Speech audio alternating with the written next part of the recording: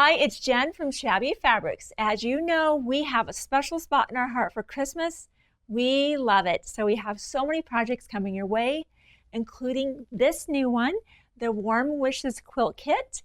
It is adorable. It's so sweet for maybe even a little one, but it's not just for kids. It can be displayed anywhere in your home, and it's a great throw quilt for the couch. Now, don't be intimidated by this. It looks complicated, but it's actually so simple. Why? This is just a panel right here. You're not piecing all of this together. Now, this is some simple piecing here, but this is also part of your panel. So you'll just be squaring up the little animal block, doing a square and a square and a square, adding some rectangles, an inner border. These are just little 2.5-inch strips, and then a final outer border.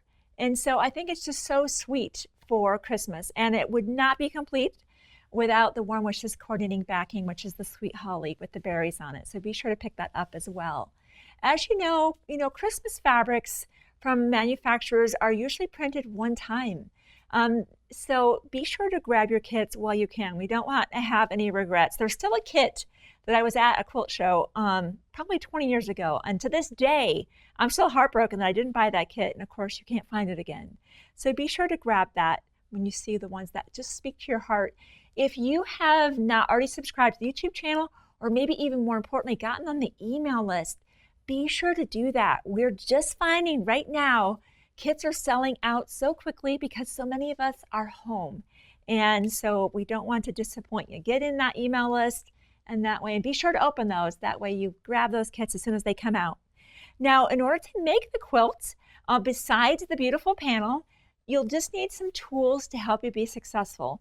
Always start off with some good thread, a fresh blade, and your rotary cutter, and some sharp needles. This top stitch 80-12 is all you need.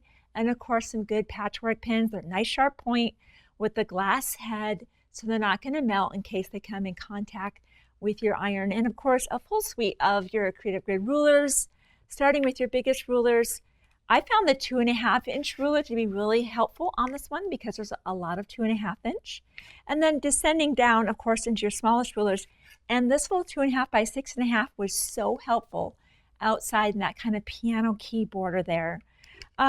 Just your standard things, your wonder clips for your binding. And I don't think we need any marking tools on this one, but I tend to use my seam ripper, as you know, and of course some good scissors. I've been finding that I'm using this more and more in my home studio because my cutting mat is not next to my sewing machine.